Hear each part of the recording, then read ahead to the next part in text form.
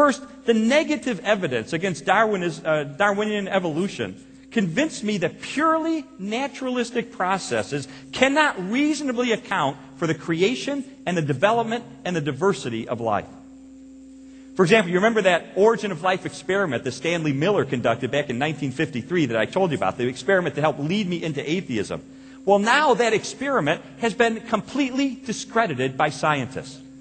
It turns out that Miller's concept of what the early atmosphere of the primitive Earth was like has been supplanted by new discoveries that show that the atmosphere of the early Earth was much different than Stanley Miller had conjectured. And when you run the same experiment with what science now understands the early atmosphere of the Earth was like, you do not get the same results that Stanley Miller got. In fact, in one of science's greatest understatements, Stanley Miller himself admitted 40 years after his experiment, he said, quote, "The problem of the origin of life has turned out to be a much more difficult problem than I and most other people envisioned." Friends, that's an understatement. Probably the greatest origin of life researcher in the world is Klaus Does, who's a biochemist.